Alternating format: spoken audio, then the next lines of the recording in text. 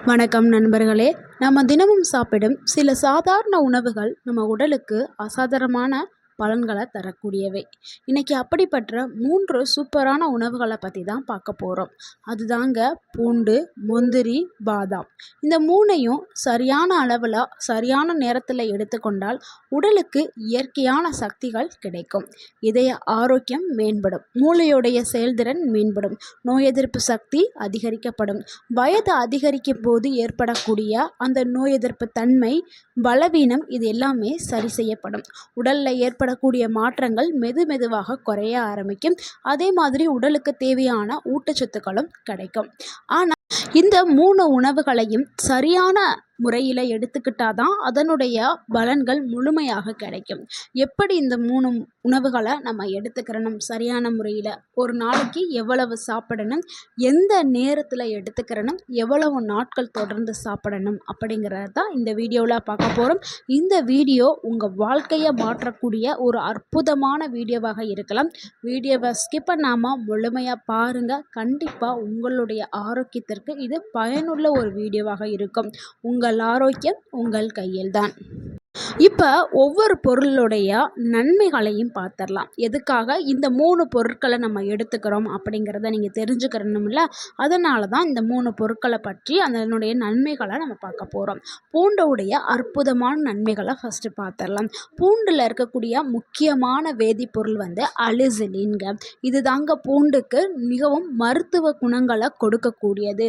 இது பூண்டை எடுக்கும்போது இதயத்திற்கு ஒரு ஆரோக்கியம் கொடுக்கும், இரத்த அழுத்தத்தை குறைக்கும், LDL அப்படின்னு சொல்லக்கூடிய கெட்ட கொழுப்பை குறைக்கிறதுக்கு பூண்டு பயன்படுது, இரத்த நாளங்களுடைய செயல்பாட்டை ஆதரிக்கிறதுக்கு பூண்டு பயன்படுது.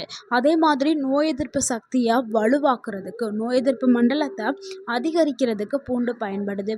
இதனால் அடிக்கடி சளி இருமல் வர்றவங்க தொடர்ந்து பூண்டை எடுக்கும்போது நல்ல ஒரு ஆரோக்கியமான உடல் அவங்களுக்கு கிடைக்கும். நோய் எதிர்ப்பு சக்தி பல மடங்கு உடலில் அதிகரிக்க செய்யும்.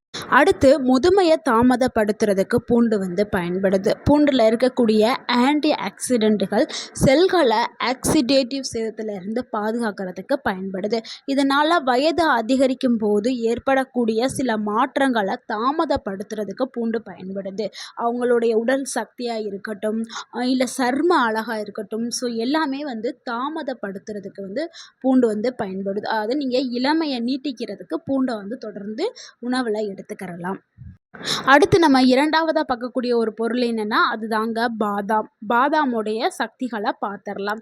பாதாம் உலகிலேயே அதிகமாக ஆய்வு செய்யப்பட்ட ஒரு நட்ஸ் வகைகளில் ஒன்று.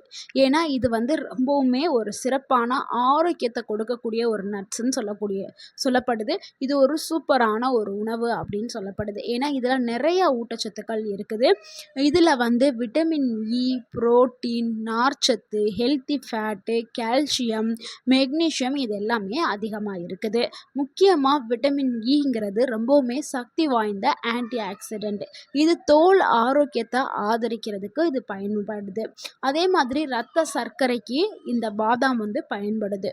உணவுக்கு பிறகு இரத்த சர்க்கரை வேகமாக உயராமல் இருக்கிறத அதாவது குறைக்கிறதுக்கு இது பயன்படுது.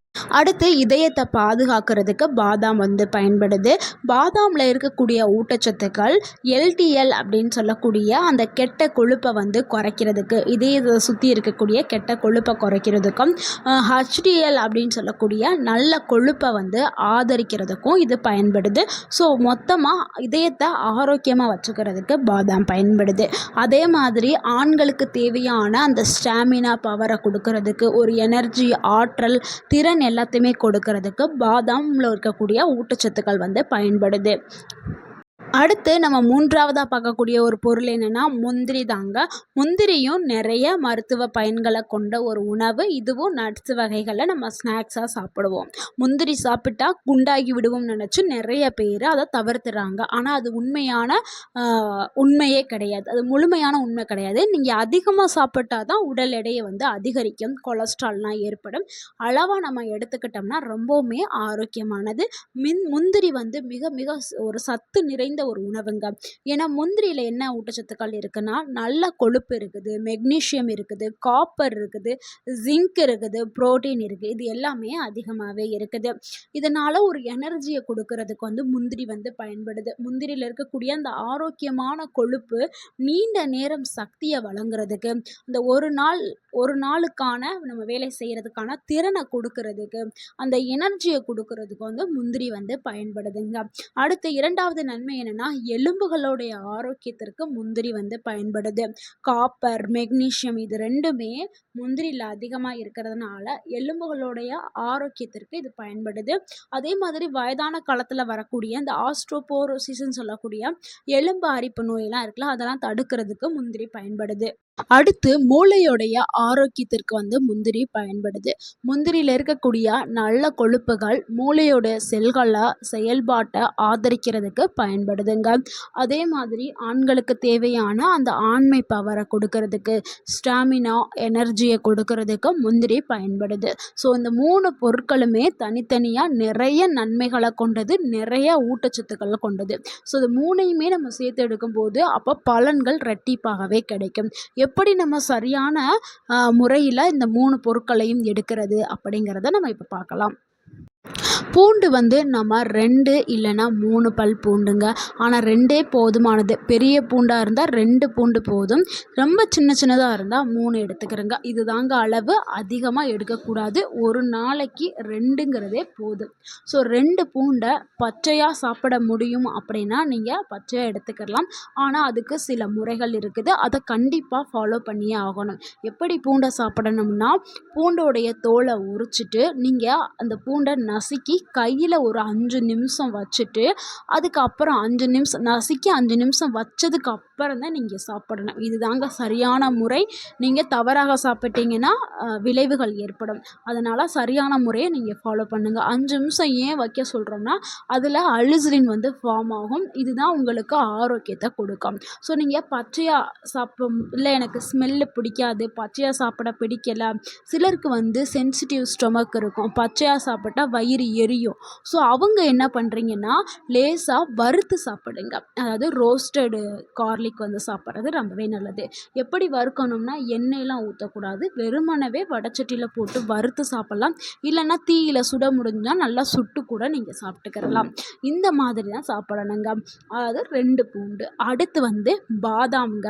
பாதாம் 5 பாதாம் எடுத்துக்கிட்டால் போதும். அதிகமாக எடுக்காதீங்க. ஒரு நாளைக்கு 5 பாதாம்ங்க, அதுவே போதும்.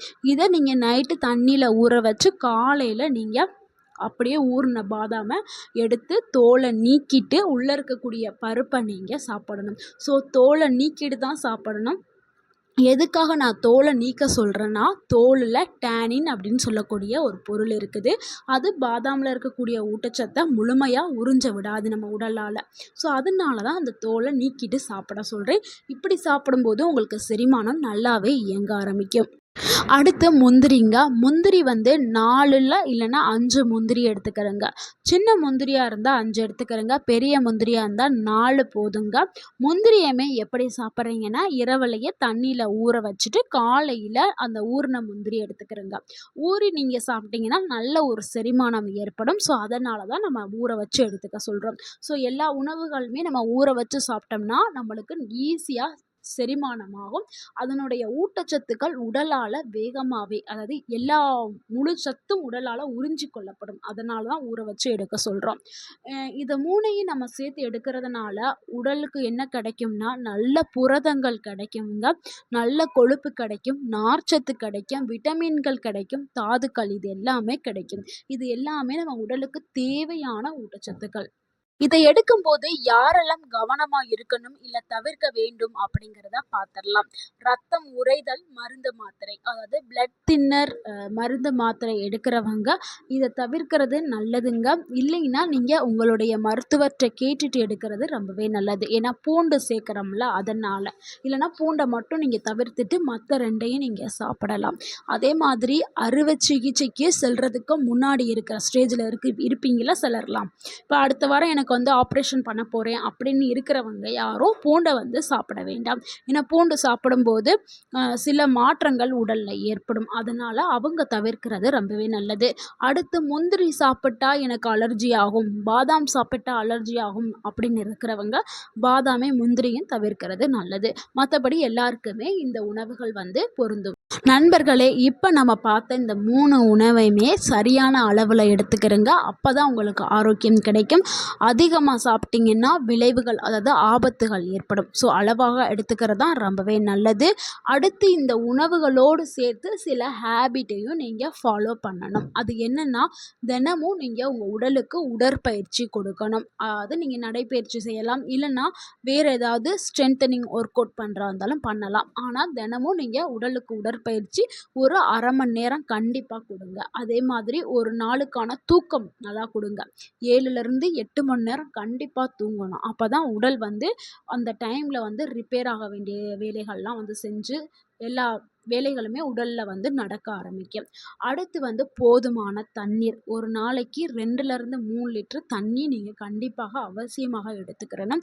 நிறைய காய்கறிகள், பச்சை கலரில் இருக்கக்கூடிய காய்கறிகள் அதிகமாக எடுத்துக்கிறங்க. காய்கறிகள், கீரைகள் மற்றும் பழங்கள் இதை அதிகமாக பயன்படுத்துங்க.